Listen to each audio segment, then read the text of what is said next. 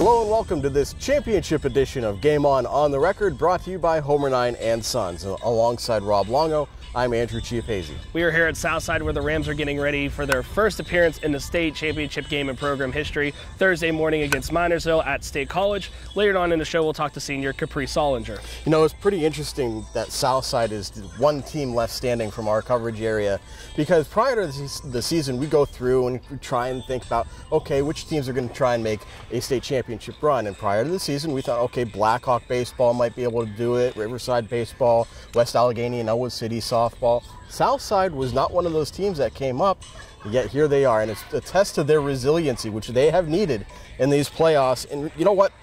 Prior to this season, Southside had never won a state quarterfinal game. Now here they are in the state championship game. This is the second time that any Southside athletics program has ever made it to a state championship game. The only other time was the 1999 football team.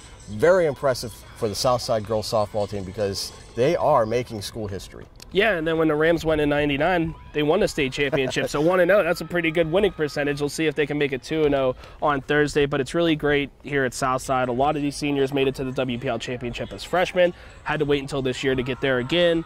You know, struggled against Fraser in the championship game. The bats just really weren't there that day.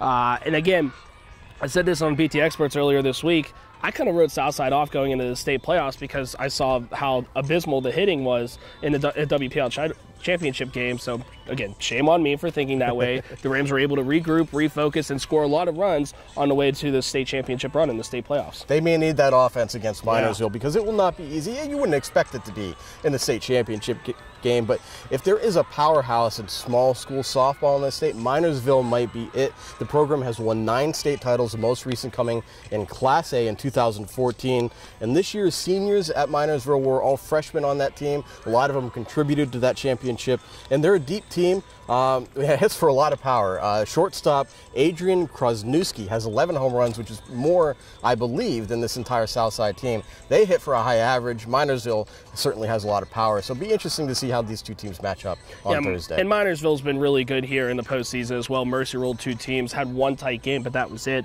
You mentioned Adrian Krasnewski. She's kind of the straw that stirs the drink for the Battling Miners. No G at the end of battling, by the way. She hit over 200 hits in her high school career. Minersville, like I said, has been steamrolling these teams in the state playoffs. Combined score of 32-2 in those 3 games. Holy Cross is the only team to score those 2 runs.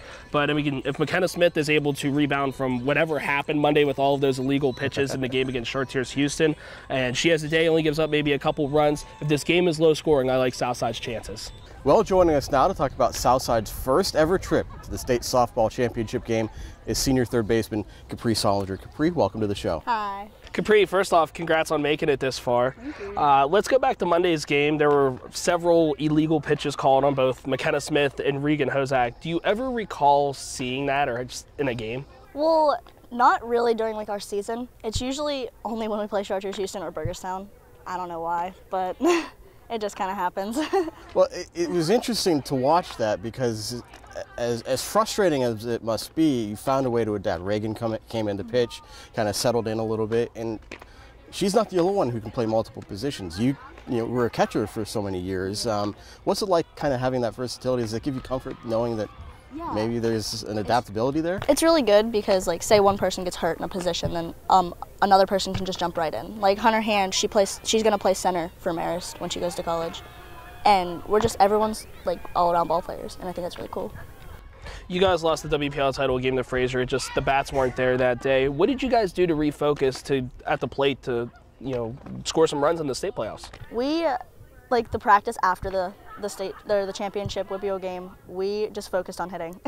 We did like numerous pitches, and like we had McKenna pitch to us, and just like worked on that. Well, this offense has been a big key to your success all season long. Where did you develop this team ability to hit 1 through 9 all throughout the lineup? Because the offense has been a big part of this.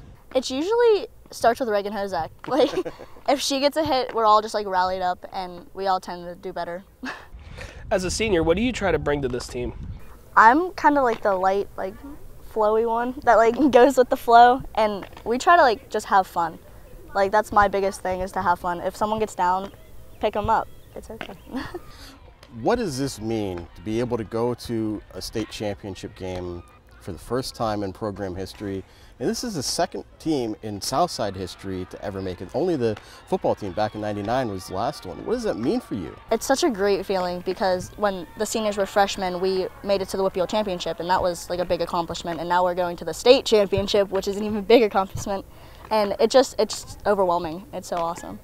What's the feeling around this team heading into the game? Is it a little bit of excitement, a little bit of nerves, a little bit of both? Kind of both. I think we're all going to be fine until we get on the bus to go, and then we're all just going to be like, oh my gosh, this is happening. Do you scout teams? I know talking to you beforehand, you said you haven't had a chance to look at Minersville or anything like that. Is that something you do if you're not familiar with the team? Yeah, we usually do. We look at their record throughout their season and see if we've played any teams that they've played, and I don't know, we don't really know Minersville that well. Well, Capri, thank you for your time. Best luck on Thursday at State College. Thank you so much. Well, that does it for this edition of Game On the Record. Check us out on Facebook or follow us on Twitter at TimesScores. Be sure to check out timesonline.com Thursday afternoon for multimedia coverage of Southside State Championship game. So for Rob Longo, I'm Andrew Chiappazzi. That does it for now. We'll see you soon.